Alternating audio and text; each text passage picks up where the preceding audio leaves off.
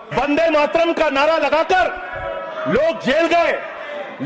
वंदे मातरम का नारा लगाकर लोग जेल गए, लाठियां पड़ी उनको।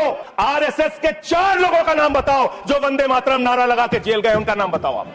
4 लोगों का नाम बताओ आप, अपने 4 पुरखों का नाम आप बताओ। आप नहीं बता सकते क्योंकि आजादी के आंदोलन में आपका कोई इतिहास नहीं। कभी आप कहते हो सरदार वल्लभ भाई पटेल आपके हैं।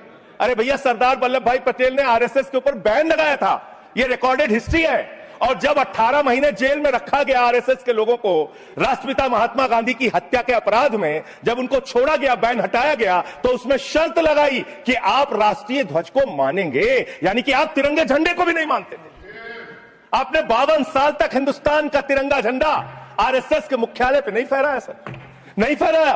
और 3 लोगों ने आरएसएस के मुख्यालय पर जब यह झंडा फहराया, उन तीनों के नाम मैं पढ़ रहा हूं, विजय, उन्मत, दिलीप, इन तीनों लोगों के खिलाफ आरएसएस ने एफआईआर दर्ज कराई। किस अपराध में? कि हमारे दफ्तर में तिरंगा क्यों फहरा दिया। और कितने साल तक मुकदमा लड़े? 13 साल तक मुकदमा लड़े। यह है आपकी असलियत। आप तिरंगे का विरोध करते हैं, भारत के राष्ट्रीय ध्वज का विरोध करते हैं। जो लोग तिरंगे और राष्ट्रीय ध्वज का विरोध कर सकते हैं वो भारत माता के सच्चे सपूत नहीं है।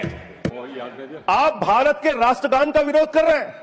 आपके मुख्य पत्र में भारत के राष्ट्रगान का विरोध लिखा गया है। इसके लिए भारत के प्रधानमंत्री को और पूरी की पूरी भारतीय जनता पार्टी को, जो अपने आप को आरएसएस को अपना आदर्श मानती है, पूरे देश से माफी मांगनी चाहिए। आपने तिरंगे का विरोध किया, राष्ट्रगान का विरोध किया, वंदे मातरम आपने लगाया नहीं कभी। कोई आपका व्यक्ति देश की आजादी के आंदोलन में जेल नहीं गया। कभी आपने कोई देश के लिए, हमारे यहां अवधि में कहावत है, नाखून कटाए के शहीद ना बना भैया। तू तो नाखूनों नहीं कटाया भैया, बिना नाखून कटाए शहीद बना चाहता है। जिन्ना के साथ आपके कितने गहरे और मधुर संबंध थे, क्या इस देश के लोगों को पता है? नहीं पता, मैं बताता हूं। श्यामा प्रसाद मुखर्जी जी फजलुल हक की गवर्नमेंट में फाइनेंस मिनिस्टर थे, और फाइनेंस मिनिस्टर रहते हुए उन्होंने अंग्रेज गवर्नर को चिट्ठी लिखी थी। यह चिट्ठी लिखी है। आपने भारत छोड़ो आंदोलन के खिलाफ, आपके नेता, जनसंघ के पहले राष्ट्रीय अध्यक्ष और तत्कालीन गवर्नमेंट में जो वित्त मंत्री थे, उन्होंने चिट्ठी लिखी अंग्रेज गवर्नर को और कहा कि भारत छोड़ो आंदोलन, जो हिंदुस्तान के क्रांतिकारियों का आंदोलन था, जो देश की आजादी का आंदोलन था, वो आंदोलन कुचल देना चाहिए, खत्म कर देना चाहिए। यह है रिकॉर्डेड हिस्ट्री आपकी।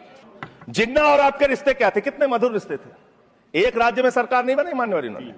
नॉर्थ वेस्ट फ्रंटियर, सिंध प्रांत और फजलुल हक की गवर्नमेंट। फजलुल हक वो शख्स है जो पाकिस्तान बनने के बाद वहां की सरकार का गृह मंत्री बना। आपके रिश्ते उन लोगों के साथ थे, यह देश को पता होना चाहिए। आप भारत की सेना को 4 साल के अग्निवीर पे लेके आ गए, जो हिंदुस्तान की सीमा की सुरक्षा करने वाले हैं, जो वंदे मातरम का नारा लगाते हैं हमारे जवान, हमारे सैनिक, जो -50 डिग्री टेम्परेचर में सियाचिन में और प्लस 50 डिग्री टेम्परेचर में जैसलमेर में भारत की सीमाओं की रक्षा करते हैं, इस मातृभूमि की रक्षा करते हैं। उनके पीठ में छुरा मारने का काम आपने किया, उनकी नौकरी 4 साल की कर दी अग्निवीर की। आपको मातृभूमि से प्यार है, आप देशभक्ति की बात करेंगे। अरे मैंने साइकिल चोर सुना था, लॉकेट चोर सुना था, स्कूटर चोर सुना था, मैंने सुना था तमाम तरह के चोर होते हैं। आप लोग तो वोट चोर निकल गए हिंदुस्तान के अंदर। वोट चोर, 3 करोड़ वोट उत्तर प्रदेश में 3 करोड़ वोट की चोरी करने जा रहे हैं। कल की मीटिंग में पता चला 17.5% वोट उत्तर प्रदेश में काटे जाएंगे। आप ये कर रहे हैं, ऐसे लोकतंत्र को मजबूत करेंगे? ऐसे आप मातृभूमि की सेवा करेंगे? हमने फिल्मों में सीन देखी है, डाकू लोग आते हैं, जय भवानी जय भवानी जय भवानी कह के, और वो गांव का गांव लूट के चले जाते हैं। जय भवानी कह के गांव का गांव लूट के चले जाते हैं। हम इस देश के अंदर किसी भी सरकार को वंदे मातरम और भारत माता की जय लगाकर देश को लूटने की